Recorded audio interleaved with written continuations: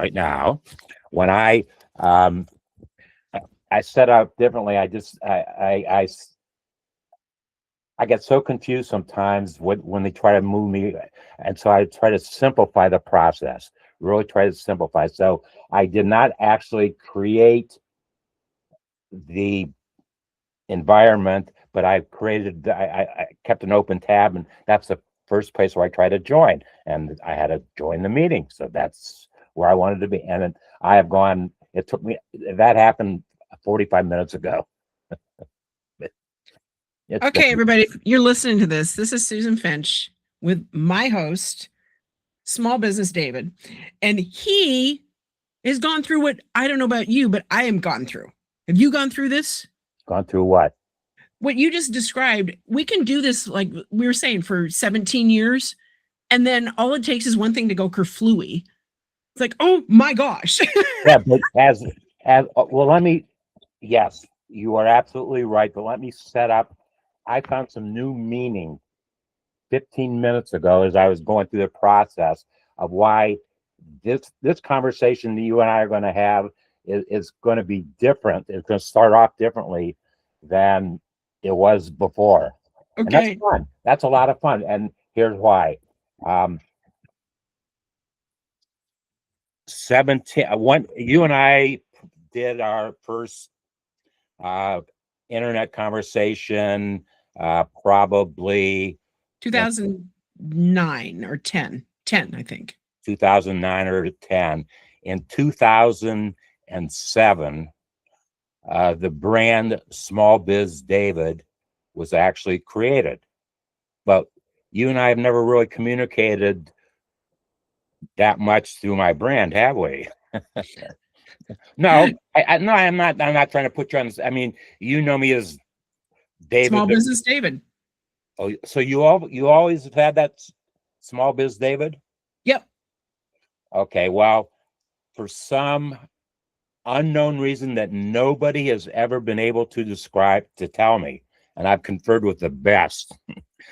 And about 10 years ago, Google sent me an email. They sent me an email, and it said, henceforth, now and forever, the algorithm of David F, Small Biz David in parentheses, Leopold, is going to be created. And nobody could ever tell me, exactly why did they do something like that. It's been great. Well, I now know the answer why they did it. I now know the answer 10 years later, because I have created the SmallBizDavid AI bot. Oh, fun. And having more fun than I have ever had in 55 years of publishing. I am straight up. It's more fun than I've ever had. I mean, and so that's a great place to be after 55 years. That's great. So I created the brand the year before in 2007, created the brand SmallBizDavid. And then the last 3 months, maybe, that brand has evolved to the SmallBizDavid AI bot.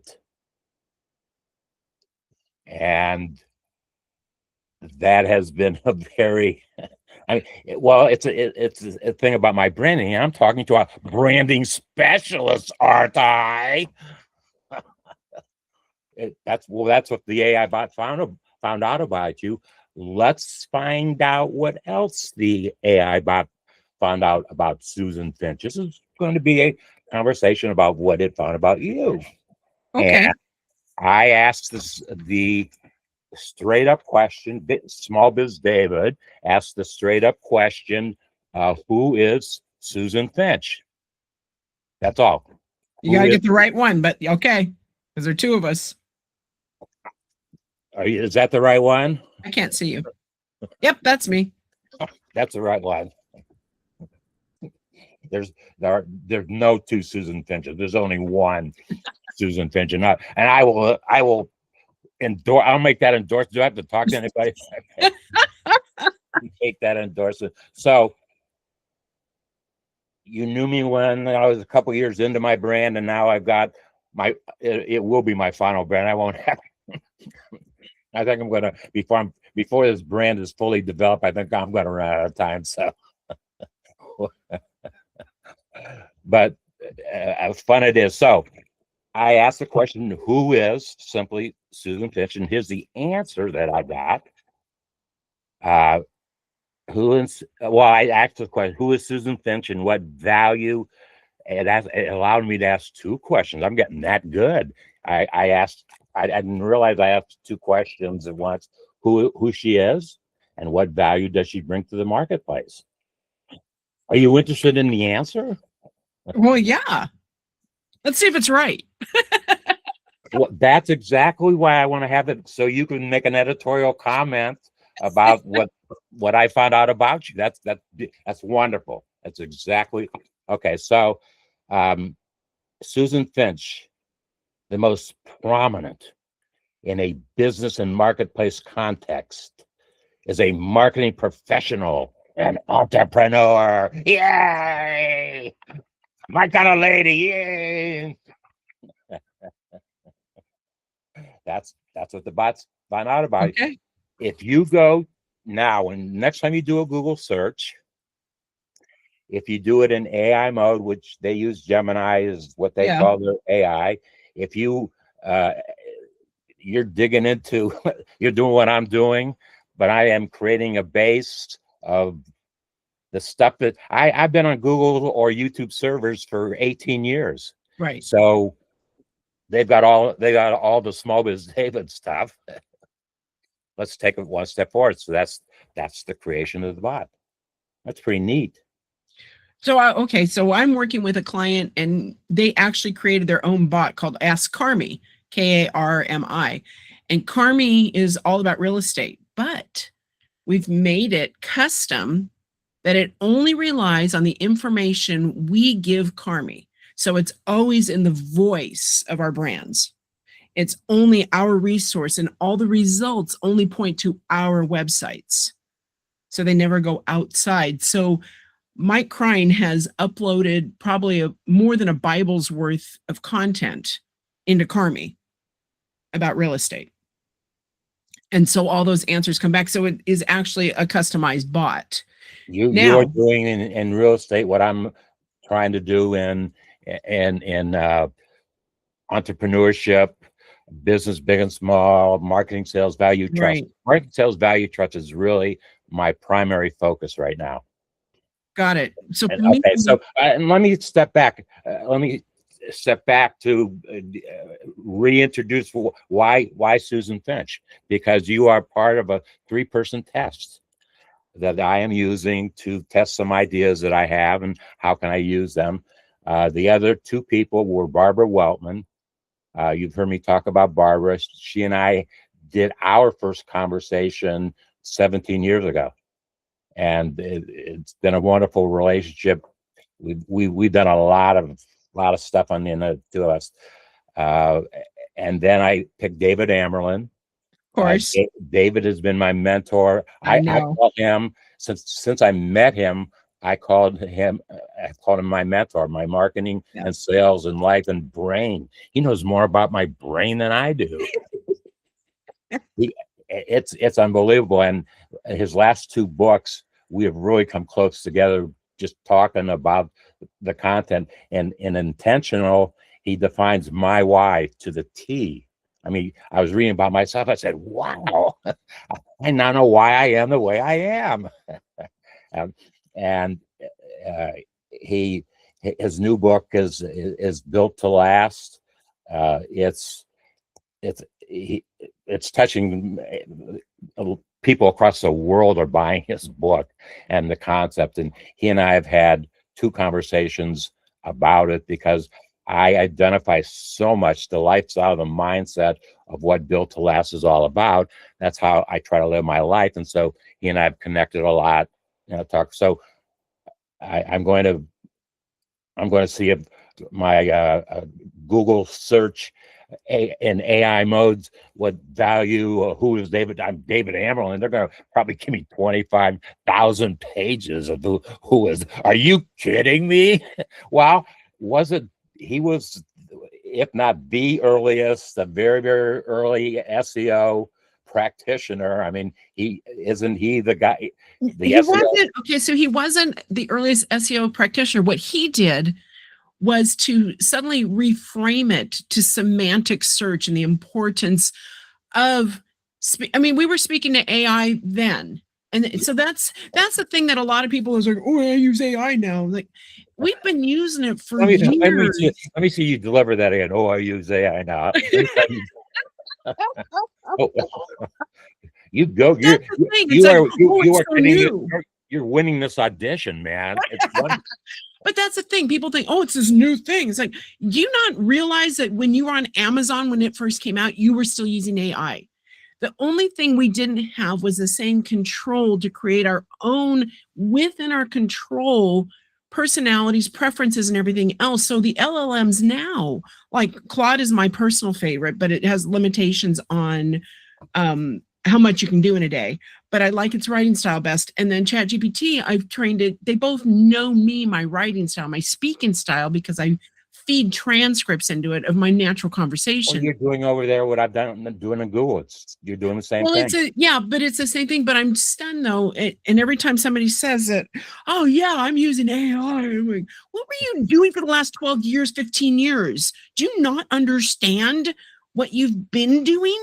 Oh my gosh. So when David Amaral first wrote that book about semantic search, that was groundbreaking and was so helpful to all of us that could not put it into words, how we needed to treat this. And it has not changed since then. I still think of his book. That book is still relevant to me because it simplifies how we need to talk to things. And it's gotten so much better at understanding that and the nuances, and we can correct it. And that's a part that people have to remember. It's like when you go to the doctor, you can still question the doctor. You can still tell them, I don't know about that. Let's look into that. The same thing with the results that we get from our LLMs of choice, whether it's Gemini or whatever it is. We still need to bucket and to say, are you sure? Because this sounds like, just like we would an underling, an intern, somebody else that we hire, you would still ask them, that's not really agreeing with what I see. Think about it again. And we have to push and push, because otherwise, I'm just writing a blog post on this, that your AI posts are showing, you can see it peeking out from everything because there's such a style to what comes out, all the glut of crap content that is everywhere right now. The emails, the posts, all of it. Oh my gosh, just shut up. Stop posting. I'm having conversations with bots like I have never. I had a conversation with a female voice bot yesterday on my medical mutual, my Medicare underwriter was doing a follow-up with me, and I could not believe she was listening, and I was throwing keywords in there to see how she would respond to but it's about keywords. I mean, that's pretty semantic. That's pretty semantic. Well, it's crowdsourced, and people forget that. If you say the wrong things enough times out there, it takes it as authority because so many people from different places are talking about it. Please know that it is still just data and patterns. AI is patterns, predictable patterns. It is not truly learning and thinking about things. It's still just crowdsourcing that information. I have to interrupt for a second. I just am welcoming my Facebook Live audience. I forgot to hit the record button. So you are now live on my Facebook channel. They're not seeing you, they're only seeing me, they're hearing you. So it's a podcast. So they missed all the good stuff and the emotional stuff. Oh my goodness, everybody. I love your branding behind you. I mean, I've never seen that aspect of you. So that is Susan Finch Solutions. Yeah, but that's my heart. That's my nonprofit.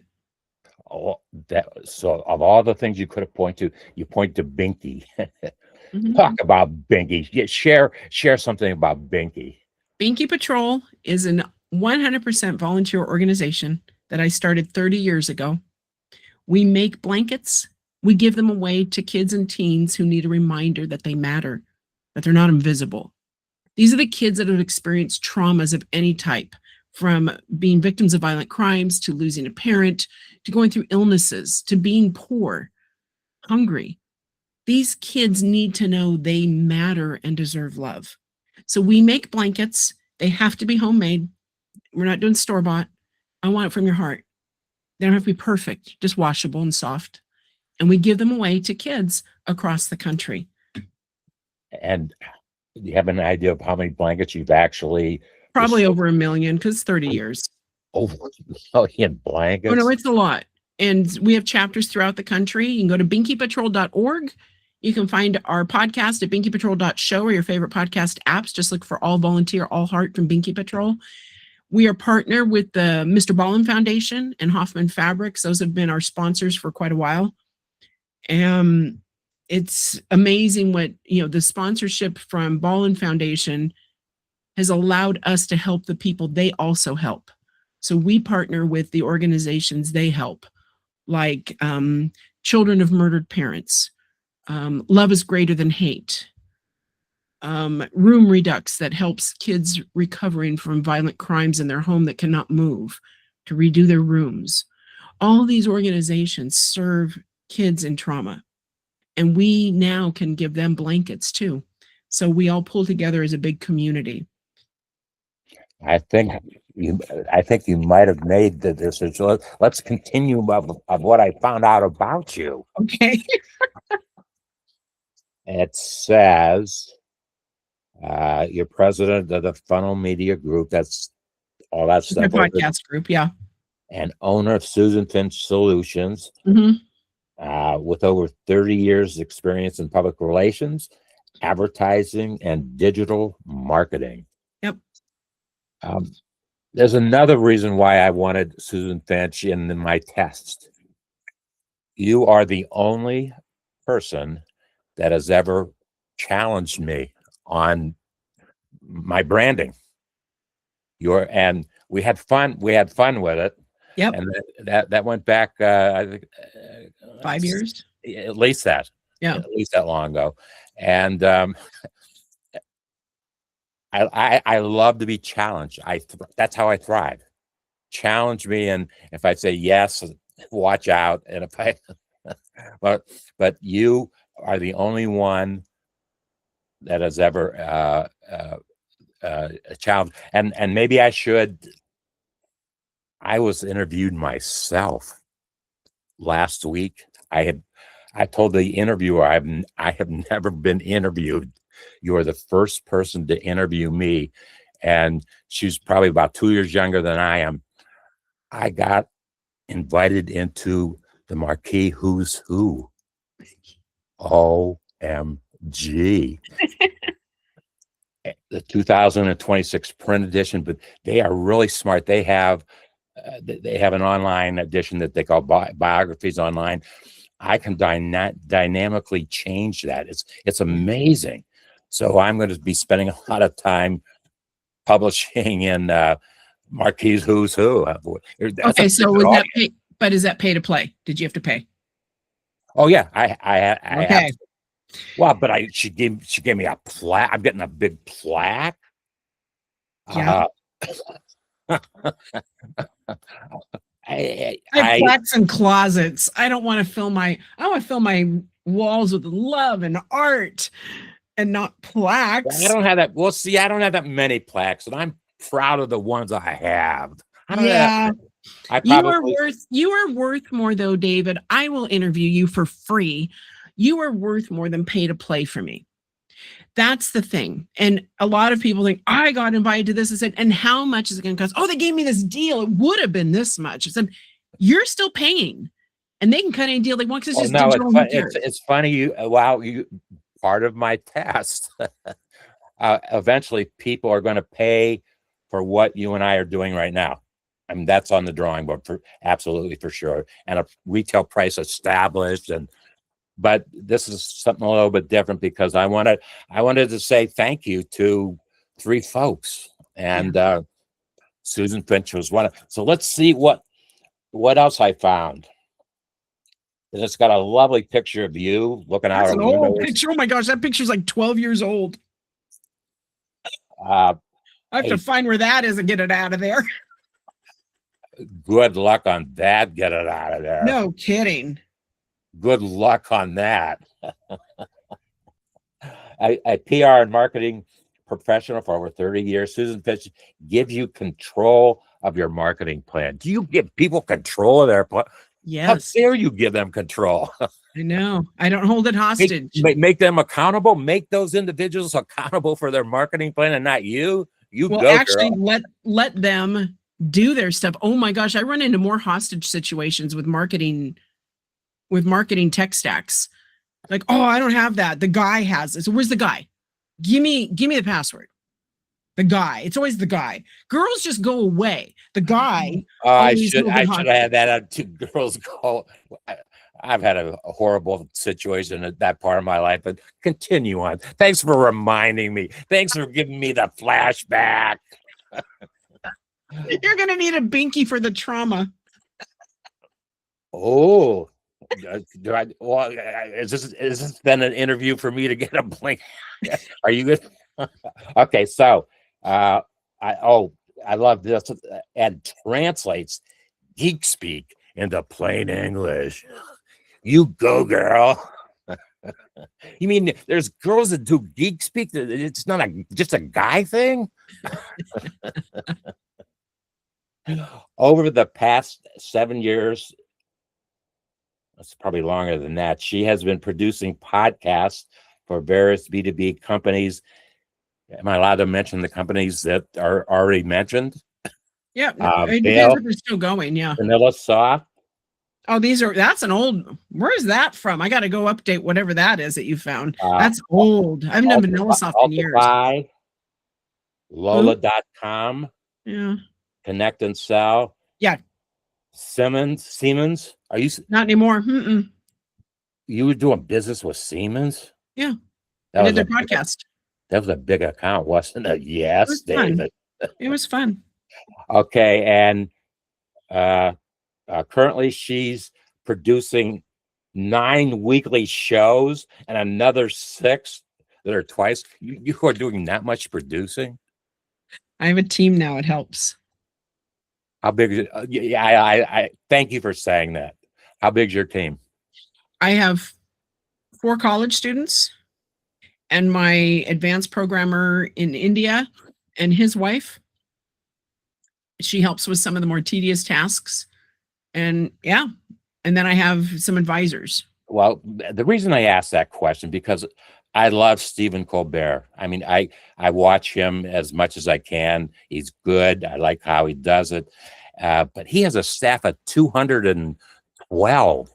Yeah. 200. And of course he's going to be good. All he has to do is read a teleprompter. No, but he is good. He does his homework and he is good. So he didn't start out that big, and none of them do. So they start out with 1 or 2 people. I look at Ballin. If you look at Mr. Ballin, he started out just telling stories online, and now he has like 10 million subscribers to his YouTube channel. Wow.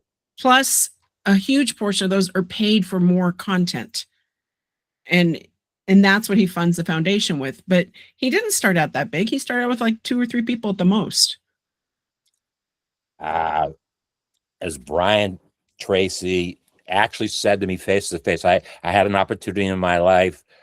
Yes, and I had to pay to get there, but I had 45 unscheduled minutes with Brian Tracy. Oh my God. We had just been a part of a book project put together by Nick Nanton, and I was on the front cover of a book with Brian Tracy. I don't know who that is. Brian Tracy, well, he's older than I am. He's been my life and business mentor from day one. Okay. He's written approaching 100 books in every language there is. I mean, he's and I had 45 minutes with him. And the reason I'm saying this is in the book of us, I had him sign it. He said to me, David, there are no limits. That's Right. that after he listened to me for 45 minutes or whatever. I can't remember how much he had of it. Knowing me, I was probably talking the whole time. Yes, she shakes her head. Okay. Oh, here we go. Start to finish. Naturally, she guides her podcast hosts and teams into creating successful shows. Of course, you want your clients to be successful. I know that's kind of a given. I mean, no, I want them to fail. I loved your line. To me, well, and it's in here. It's in here someplace that I just want to make you look good in public. Right. The internet. I mean, I think it said the internet was what online. it said. Yep. She'll create a customized marketing plan that includes a thorough use of your content, using video, voiceover audio, strategic alliances, and client advocacy. Susan, this sounds like an infomercial for you, and it kind of is. It's a cybermercial. That's okay. I'm really okay with that, Susan. I am really. I'm the producer. I better be okay with it.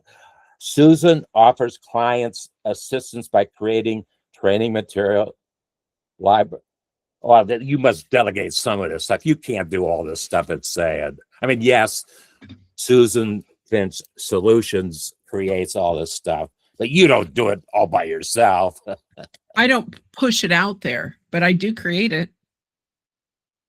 I create my stuff and then I get my team to help push it out there. Well, I guess that's not exactly okay. Start to finish, she guides. I said that already. She'll create a customer. Yeah, we said that. Everything she does, they might be cutting you short on here, involves one or more of these elements. One or more. Oh, you're all of them. Create, teach, inspire, advocate. That's like you. That's me. That is me. So when people, so and I'm glad you brought that up. So I produce a podcast for ModOp, which is called Leader Generation. And I love the conversations they have there about upskilling. You know, we say, oh, AI is going to take my job. So yeah, if you're lazy, if you're not learning how to reformat what you do. And if people say, but I always did this part of it, I said, that's a task. Do the pullback. What are your core? You just read my core. So if I stay true to that, I can apply that to so many new things. 2 years ago, I had my first public outburst about AI, and it was with Barbara Weltman, as a matter of fact. And she's been publishing for over 30 years, and I've been publishing for over 55 years. Regardless, yeah, we were. I said, Barbara, how can you, as a publisher, like anything, machine, not real, coming from a machine? And I was probably very, very short-sighted in that question to her 2 years ago. And her response was that she uses it as a checklist. I mean, she still does all the things that she does, and she sees if there's something else she should be doing. Right. And that's a great use of it. It is. Look for holes. Because I will ask it too, what am I missing here? What would be the next questions you would ask? And I appreciate that, because sometimes it gives me a new perspective. I don't have a team big enough to give me all those perspectives. So I can crowdsource those perspectives by what's out there.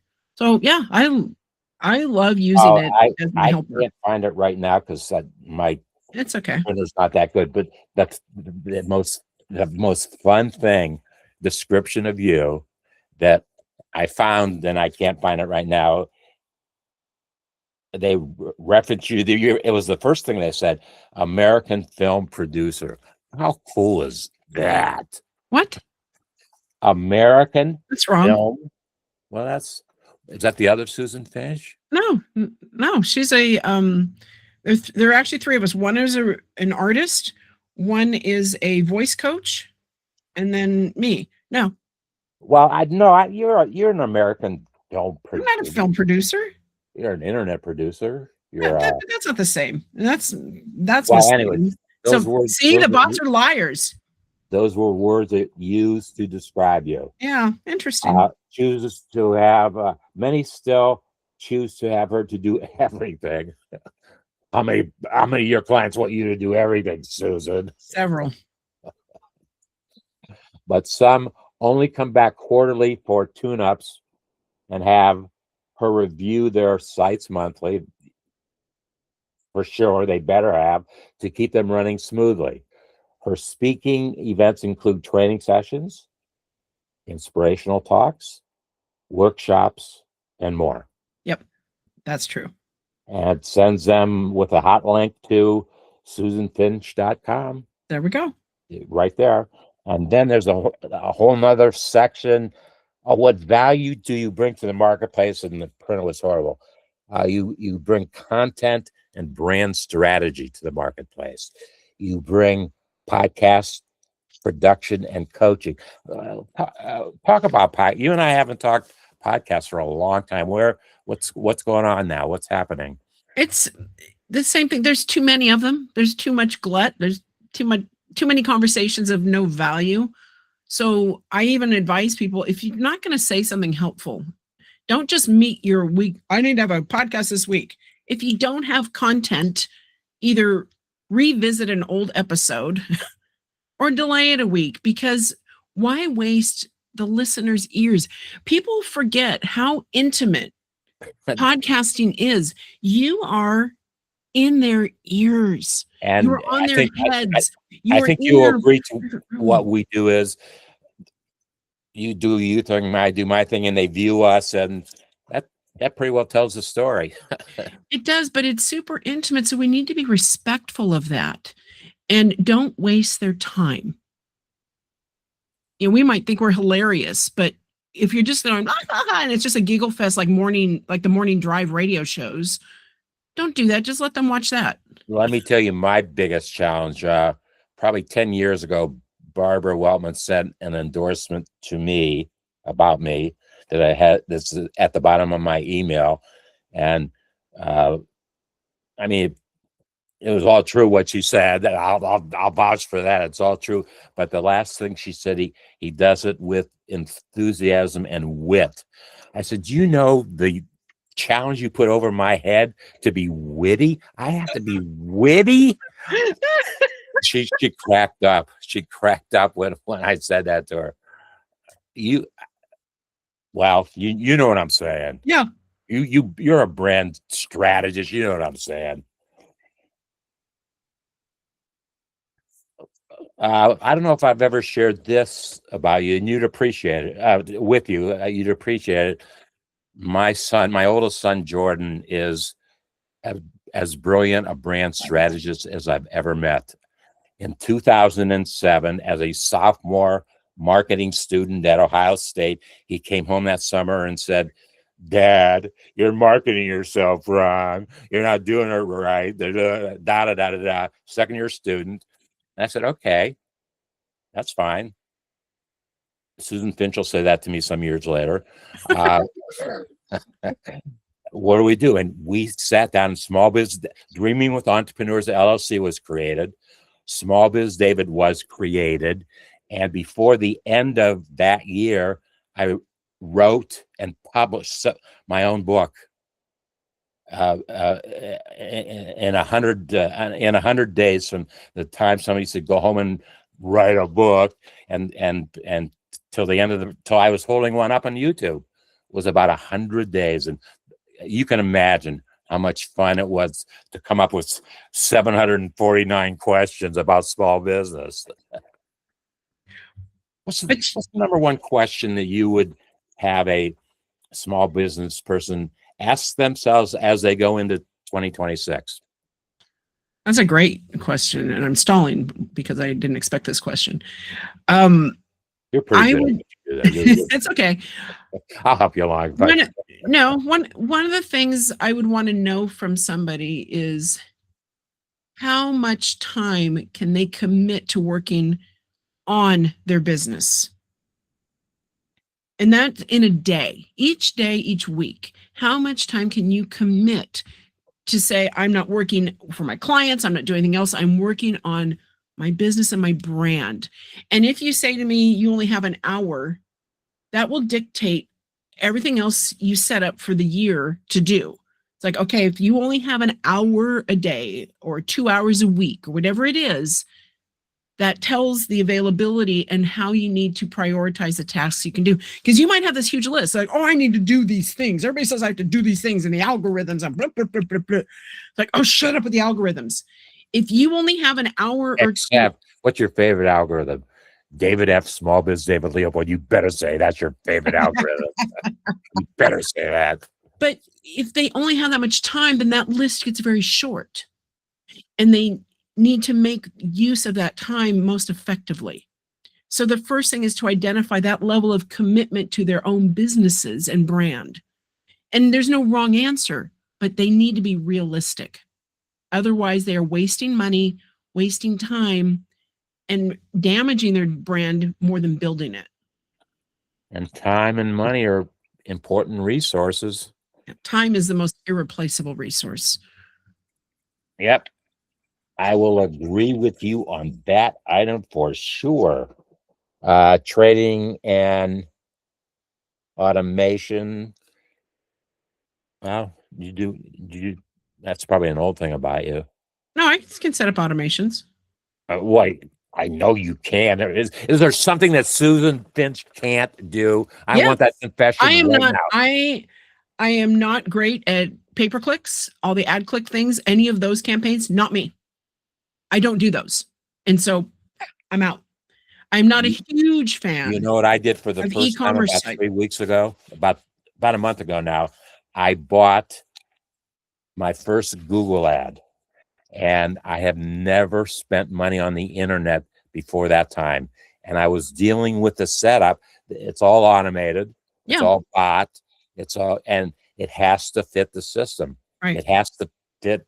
And so it reads line by line what I want the ad to say. Well, and you know how cheap maybe you don't know how cheap I am, but I'm pretty cheap. And I wanted the smallest amount of money that I could get a good read on what was happening. In 3 days, I spent $30 with Google, and I had 2,400 views, they say, and it came out to 4 cents per view, and that's a pretty good number. 4 cents. Depending what it only, yeah, but what do they do with it? What's next? No. You hit the nail right on the head. Not one of them created a sale for me. Right. So I pulled the ad. I said, I've got to figure out. Well, I knew why. At that time, Google would not let me put a phone number anywhere, and they are allowing that now. So I don't want Google ads. I don't care if I don't appear at the top. I really don't. There's no such thing anymore. My reviews matter because that's my reputation. I prefer referrals, but Binky Patrol, I spend a little bit on Instagram. I spend a little bit on Facebook because that's where my people are. And my two of my college students, because of the grant we got from Mr. Ballin, I pay them a few hours a week and they help out with Binky Patrol. And we have increased our chapters, we've increased our volunteers, we've increased our connections. For that, it makes sense. For me, not my jam. How many hours a day do you sleep? Not to get real personal, but how many hours a day? If I have 7 to 8, I'm pretty strict about my bedtime and when I get up. As long as the cat isn't barfing at 5 a.m., I'm good. And because you get a pretty heavy duty intellectual strain every day. Thank you. No, and I do. And I do take weekends off. I do take nights off. Like right now, I'm working really heavily on a new project called Certified Short Sale Experts with the founder of the NRBA. And it's more real estate. But so I'm working with my friend Bodhi in India, And if Bodie's up at 5 a.m. texting me, then I'm up because I got to work with his schedule. So then I put in more hours. Oh, so you'll get up for him, but not for me. So I will get up for now, India. Now we know the difference. Yeah, I don't get up for anybody else except Bodie because I have to work around that 14-hour difference or 12-hour difference. So, and he works at the university, so I have to work around his schedule. And then in the evening, we pick it up again for like an hour, only when we're on crunch time. But even then, we all take we take the weekends off. Client, everybody, it's like, nope, go be with your family. Let's go. And so that's the priority, is we do this so we can be with our families. I'm not going to work every weekend for them. I'll do it once in a while. Aren't families wonderful? Aren't they wonderful? Oh my gosh, I am so excited. My son comes home tomorrow. I'm wearing, for those of you that can only hear me, I do have a Santa hat on, my dressy one. And because my son comes home. I thought that blended in with your hair. I did not know what was going on with that until just now. Thank you for sharing. But he comes home and then his girlfriend joins us for a few days, and my daughter comes home and there's crossover. So I have all three of them with us. And then the girlfriend leaves and my daughter stays, and then she goes back to Idaho. But I get when you and I first communicated, your daughter was just a little thing, wasn't she? Austin still asks about you. My son. Really? He does. What are you going to say today? When Austin asks, what are you going to say today about him? I want true confession. Oh no, I'll tell him that we had a great visit, and he'll say that's been forever. I was like, it has, and we had a very delightful visit. It's very, very, very, very appropriate in my life and the timing of where I am and things that you and I are having this conversation. You are indeed part of a test where I know where the results are going. I know where they're going. But nonetheless, how much fun having conversations with people that I've been communicating with for years. Yes. We've never met. And if I'm ever out in Beaverton, Oregon, I will come in and say hello. How's the weather in Beaverton right now? Right now it's cloudy, but not too cold. Is there a lot of rain up in your area, or on and off? Yeah. I mean, enough that my wildflowers are still in bloom because we haven't had our first freeze. So I still have wildflowers in bloom. Oh my goodness, your first freeze. It's freezing cold out there right now. What it is really cold out there. It's obviously I'm having more fun than I've ever had in my life doing stuff.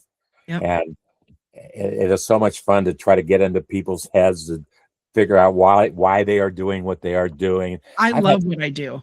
I've had some really, really bad business communication experiences with big companies in this town. Yeah. And since in the testing that I was doing, I spent 20 hours pouring my heart out in a proposal. I mean, bottom line here, there was no question. And I didn't need, and I made 4 copies of the thing, took it to a bank down the street, and the kid who took it in was not the right person, but promised me, raised his right hand, that it would get to the right people. I never got one response that they even got the proposal. Yeah. Well, that was something. So a slight pivot on that. The RFP that Laney and I are replying to for a town in Canada. And I'm not even going to get that specific because I don't want to call them out that much, but it's a tiny town. And their entire RFP was written by AI. It was not proofed. It had all those redundancies and circular thinking and everything else. Like, what are you even saying here? So I had to actually get it. We had to look through it, put our questions together for the RFP. You can always do that. Ask the questions before you submit. Okay. We probably asked them so many questions, they're going to tell us to take a hike, because I did not say, obviously AI wrote this for you because you aren't even thinking with a straight head. We would love to do the project, but their proposal, their RFP is so ridiculous for this tiny town. It's like, who wrote this? And who do you think you are? You're little. Let us play on your littleness and make you grand. But it was so interesting. You gave me a flashback, an RFP flashback. Yeah. At one time in my life, I for about 2 years, an RFP had to go through me to get to an insurance client. Okay. I was going to be, and I said, if it's more than 3 pages, I don't want to read it. If you have to take more than 3 pages to Yes. talk about the problem, the challenge that I gave you, I don't have time to talk. Right. And there's so much bloat in these things now because what they think should be in everything. Well, it needs to have these requirements, KPIs, and let's talk about benchmarks and this. That's still KPI. It's all the same thing. Quit saying it 9 ways and asking for all these things that you don't even know what you have, and you don't even have a way to review that. What are you talking about? Let me see. Let me deliver that KPI line again. I loved it. KPI. Deliver that line again. The KPIs. Oh my gosh. But people use jargon and they don't even question it.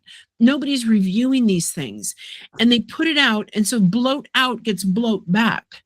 And so we're wasting so much time in redundant, useless communication when we should be picking up the doggone phone and saying hello. No, pick up the phone and call the phone number. I'll give you the phone number. And I now have a concept. Part of the thank you for segueing into this part of the show. I have a landline in the basement. I live in a home, another man's home, and in the basement, a landline he put in 30 years ago. I am using that. People will dial that number. They'll get a voice. It'll be my voice on an answering machine, and they will leave a marketing and sales question. Challenge. I love it. Challenge. What is it? What is it? And in return, they will get a next steps text from the SmallBizDavid A.I bot. I love it. That's brilliant. And that's well, I thought it was going to happen today, but I got to change the voicemail that I had on there. It needs upgrading. I listened to it today. You need to go to a new voicemail. But it's so much fun putting together like all the things that I've been doing my entire life. But that's I love that because it's a human voice, their human voice talking to your human voice, even though it's recorded, but it allows you to hear their intonations. Well, they can come and watch me on YouTube because I got a big, everything I do is YouTube. I know, but you can take those questions and in any one of your episodes, you can answer the question live and say, Bob from Nebraska asked this question. Bob, let's talk about that now.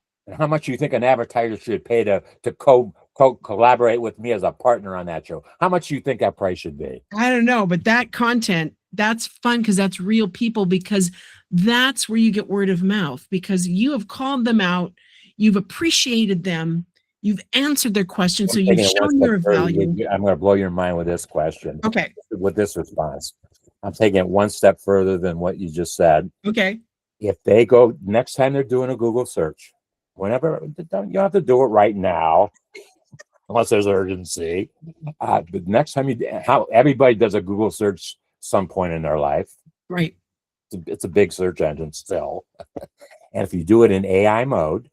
Yeah. And that's Gemini is their version, their AI version. If you say, what would SmallBizDavid AI bot say about whatever, put in and see what the feedback is, and you'll get the feedback. Okay. And we'll talk about, and if you have a question, and eventually that piece, I want to have, that's going to be a subscription service ultimately. Okay. Yeah, no, that makes sense. People will pay $99, and they can send one voicemail a month for $99. How cool is that? And I might even give $1 or $2 to Binky on top of that. I might give $2 or $3 to Binky on. Oh, do I have to do that now? I guess I have to. Yeah, you do. I do. So here's the thing. From all your shows, do you get the transcripts? I do now. I didn't before. I do now. So yeah, we get those, and then you have your favorite bot of choice. I even get I get an AI version. I get an AI version of this conversation. I know that, but it isn't even that though. It's taking the transcripts and saying, what were the key points we talked about? What would be the questions to ask I'll further? send you a copy of the notes I get. I'll send a copy of that to I mean, you. yeah, send me the transcript and I'm going to send you a little package that No, has all. don't take the time. Right. I I appreciate didn't it. time. It's a joy for me to do that as a thank you, and because I will also get content that I can lead back to this You can recording. use any of the content you want. Any of the content you want. I know, but that's the fun for me. Especially the one where I tell people how great you are. American film producer, brand strategist, who met Small Biz David one year after he started his brand, and has motivated him to take that brand to Small Biz David A.I. bot. This is Susan Finch. This is what she's done for me. Thank you, Susan. Thank you for the experience. I don't know how long we've been talking. I used to know that. I used to have timers and an hour. We've been talking an hour. We have talking an hour. Yeah. And you didn't have one bit of coffee. You said you were going to bring coffee to the meeting. I've been drinking it. And I brought my second cup. I brought a family mug that says "Totally Awesome Leopold Family." Aww. My kid sent that to me. How That's cool sweet. is that? That's super sweet. I have 5 grandchildren, ages 5 to 12. Oh, fun ages. 5 to 12. 5 years ago, when Eloise, my 12-year-old, when she was 7, seeing all this Hazarai behind me when we had our video chats because we've never lived in the same city, she said to me, "Grandpa David, what's an entrepreneur?" And I gave her 2 lines that I don't even understand or remember. I'm sure she didn't, but the final line that I said to her was, "I will spend the rest of my life showing you what an entrepreneur is." And she was the one that motivated me to do the stuff that I'm doing. The difference between a business owner and an entrepreneur, to me, can be summed up rather simply. Entrepreneurs have an "and then" part to them. Next step. But it's that creating constantly. Because you and I, you can tell me something you're doing, I'll have 3 ideas. I tell you something I'm doing, you'll have 3 ideas to go with it. That's an entrepreneur rather than just a business owner that does the thing. Well, now you're responding in my email signature. The second is the creative marketing and sales think tank, the premier creative is me dreaming about is the premier think tank. And prove me wrong. Let's have a debate about it. What's this premier? Who proclaims this premier thing? Who makes up that? Who makes up that word? So thank you. And I made my commitment to Binky.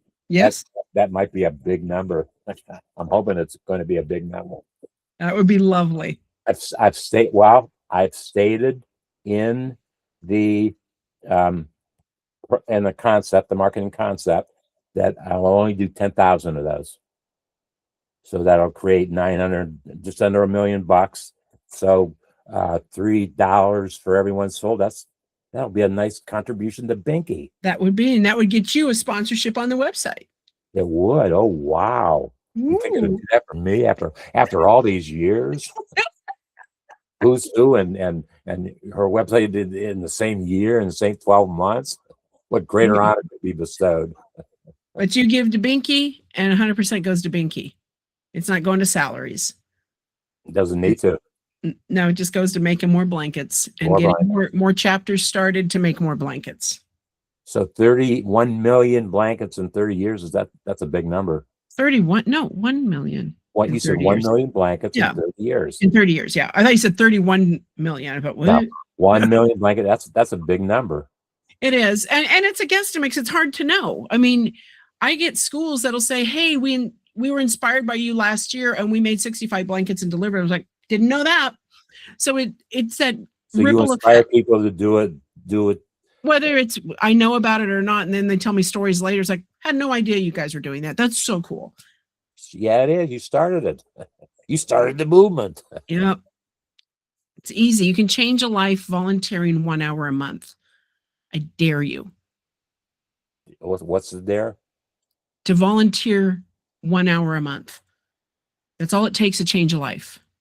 Off camera, I'll tell you something, a really interesting volunteer project I am doing once a week. I'll tell you real quick. It's my landlord is a specialist in, it's called Healing Touch.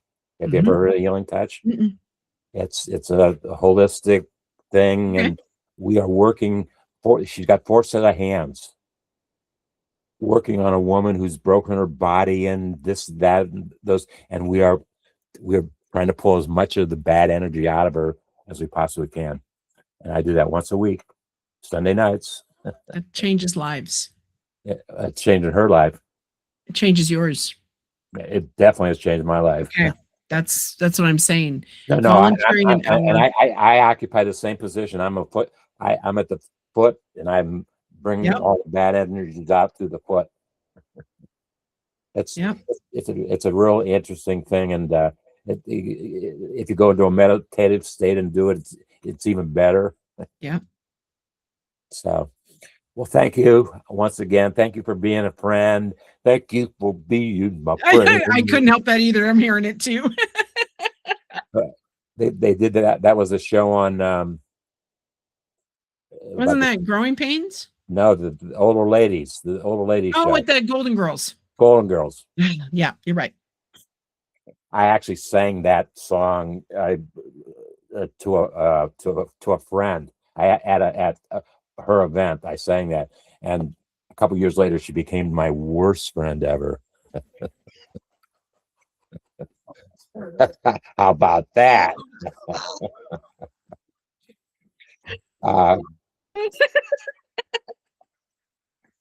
That's happened all too often in my life. All too often in my life.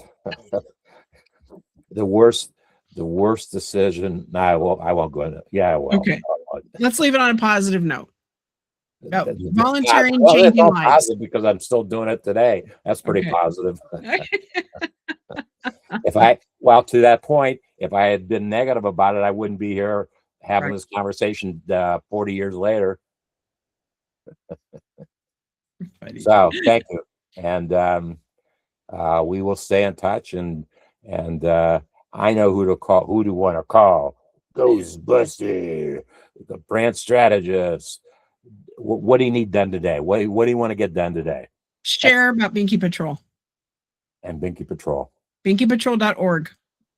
Push my site. I want more chapters because I want more kids knowing they're loved. There we go. Thank you. Thank you for that. And we will. I will send you obviously we're doing a Google Meet. I will upload it to YouTube. I will send you the YouTube link so you can do whatever you want to do with it. And I'll send you a transcript. Perfect. Thank you. Of what we talked about. Fantastic. Okay? Good seeing you. Always Take care. Good to see you. Have much fun and love with your family at holiday time. High five. High five. Bye.